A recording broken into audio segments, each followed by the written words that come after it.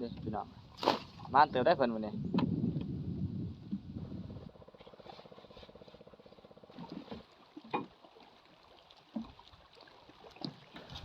จะทินจะทานจะแม่ธุรนี่มึงแง่งดูแลรถปลูกร้านได้ไม่มีใครมาแต้มาตองได้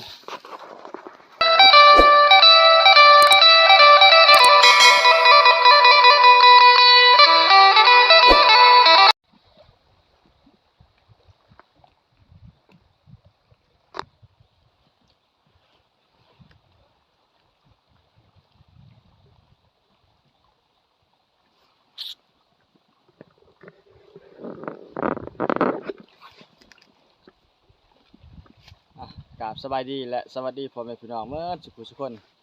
ทั้งภายในและก็ต่างประเทศพี่น้องกายินดีต้อนรับเข้าสู่ช่องบ่าววันวันหน้าพี่น้องหาอยู่หากินวันนี้บ่าววันวันหน้าก็มาฮอดเขื่อนพี่น้อง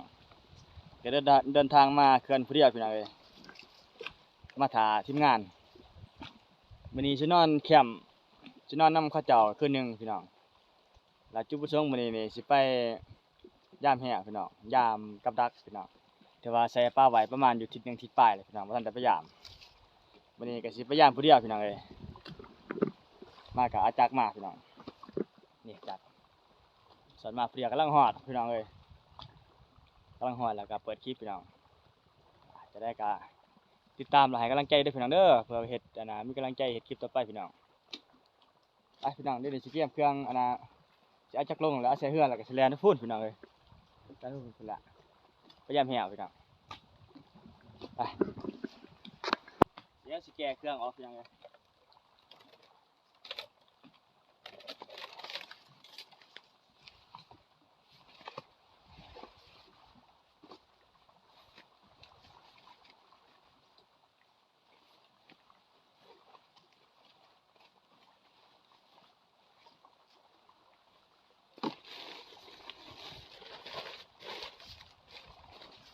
จักซื้อมาใหม่ๆพี่น้องกำลังความที่ใช้งาน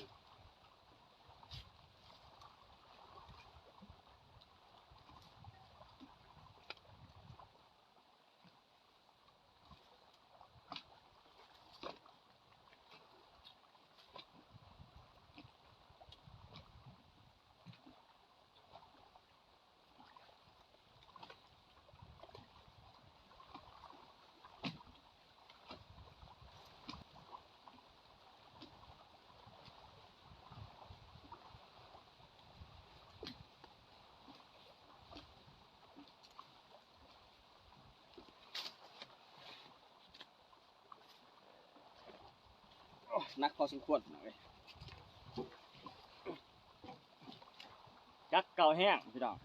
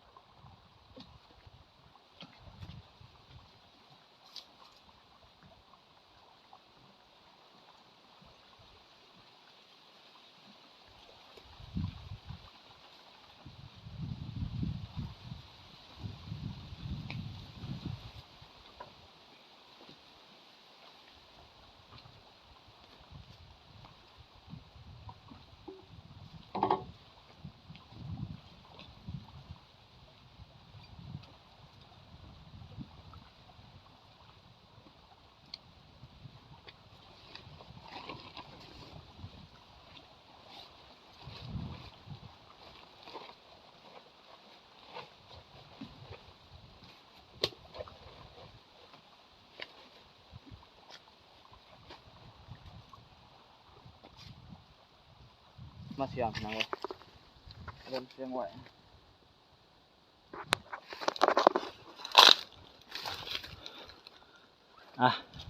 จะทินจะทานจะแม่ธุรนี่มึงแง่งดูแลรถปลูกร้านได้ไม่มีใครมาแต้มาตองได้ปลอดภัยได้เด้อไปพี่น้องหลังจากเชียงรถแล้วก็ย่างไปทาเหือพี่น้องเลย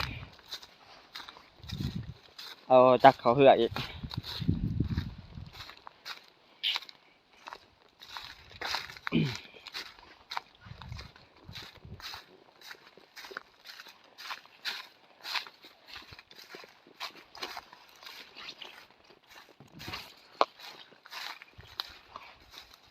อยู่นี่ก็แม่นรถเขาเจ้าพี่น้องว่ารถเขาเจ้าเขาจอดป้าไว้เขาไปหาปลาพี่น้องเอ้ยสงสัยสิออกไปว่านมื้อซื่นนี่พี่น้อง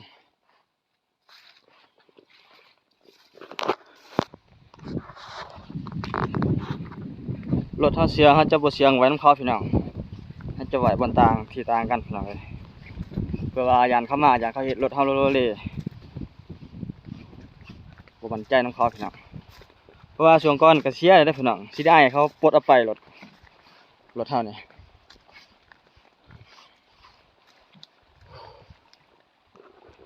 เดี๋ยวสิใช้ดินจักรกับพี่น้อง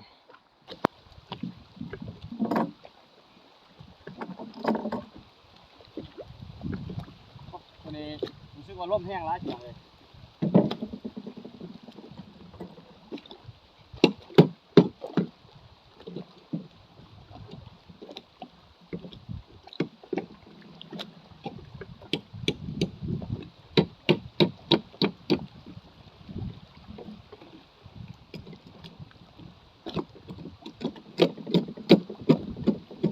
ใส่ดินจักรแน่พี่น้อง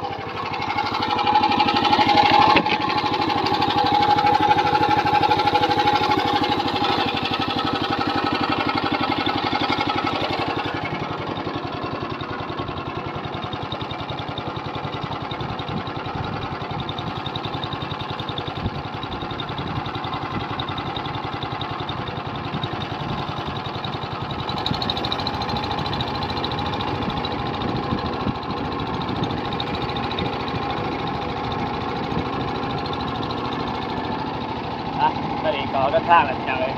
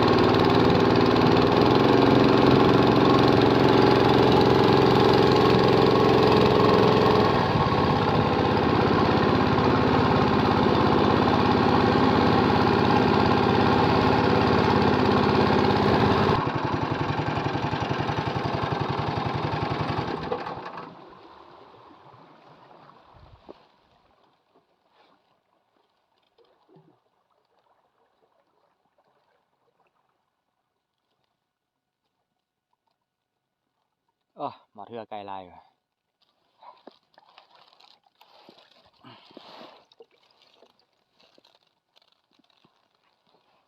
ะมาแวะนี่ก่อนพี่น้องเอ้ย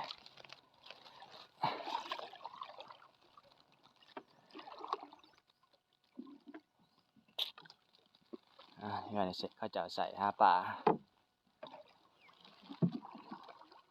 นี่ก็เป็นบ่อนพักเช้าพี่น้องเอ้ยเดี๋ยวสิขึ้นมาถามเครื่องก่อน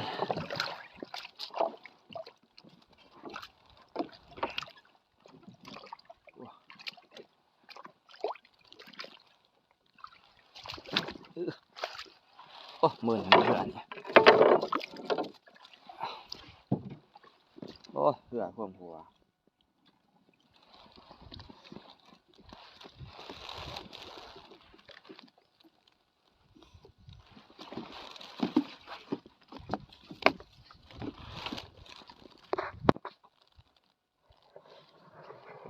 นี่ก็มาฮอดบัดเขาเจ้าพักผ่อนล่ะ มื้อแรงคาดว่าสินอนนี่แหละมื้อแรงสิไปย้ายเครื่องแล้วก็ไปเบิ่งแฮวแล้วก็สิกลับมานอนพี่น้องเอ้ยบ่ใช่เบิดล่ะลุงบ่ใช่เบิดล่ะพยายามมองพอทีนเขากลับมาเบิดเหรอนอนนี่ได้มื้อแรงนี่นอนแล้วนะบ่นอน โอ้มาหน่อยหาเครื่องนี้ก็เด้อกลับไปยำแหวก่อนกลับไปยำแหวทางยินอยู่เพิ่นบอกว่าสิเอาเหล้ามา2แพ็ค3แพ็คบ่จักผู้ใด2จักผู้ใด1แพ็คดอกสิไปใช้น่ะซักโทรศัพท์ไปส่งลิ้นเพิ่นก่อนเอาก่อนบ่มีลิ้นยืมลิ้นเพิ่น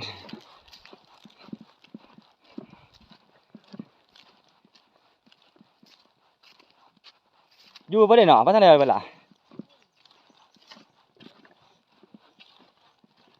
อยู่ผู้เดียวบ่เนี่ยจะได้หุงข้าวใช่ลุงไปใส่ล่ะกลางหม่องบ่อันนั้นเพิ่นถือไปนำบ่ฮะโอ้ใหม่ได้มาแต่ใช่ไหมนี่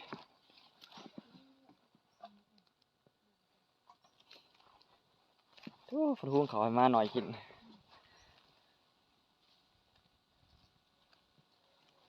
นี่บ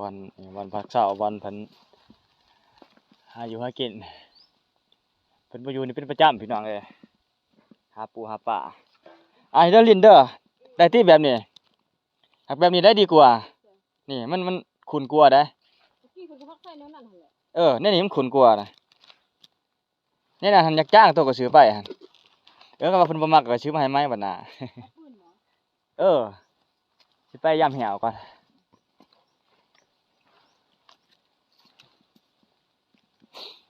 ยามแหวแล้วมื้อแลงสิกลับมานอนพี่มาผู้เดียวมื้อนี้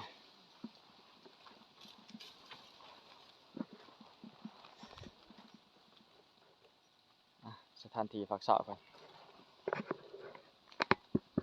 สะดวกสบายได้อยู่นี่สัญญาณอินเทอร์เน็ตรักเก่ารักหานี่ขึ้น 4G เลย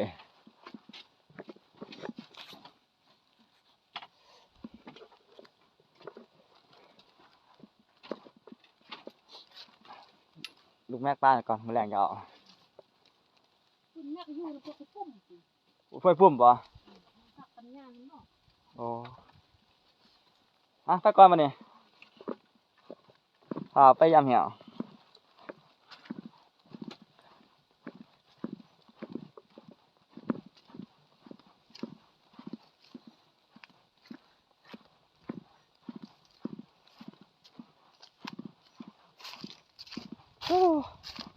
สากโทรศัพท์แผ่นแสงโซลาร์เซลล์คักเนาะเป็นตะกร้าหมอไฟไฟมันเสื่อมล่ะโอ้ยป้าใช่มั้ยเบ็ดกินเน่าเบิดล่ะเน่าทิ่มละเด็กน้อยมันเอาแต่สีแล้วปลาอยู่ตรงกลางภูเขาเนี่ยทีละพี่น้องเอ้ยโอ้ลุงก็ไปย่ามองบอกกันเบิดอันที่เฮือแพนะว่าเนี่ย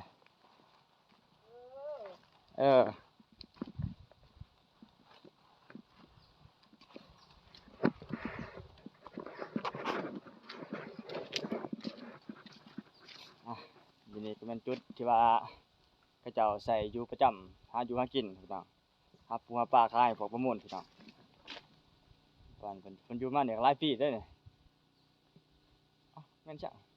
งูบ่ลอยน้ำโอ้พรเดี๋ยวสิออกไปย่ำแหวพี่น้องไปย่ำแหวก่อนมื้อแลงสิกลับมานอนพี่น้องเอ้ยตรวจเช็คก่อนโอ้ยยัง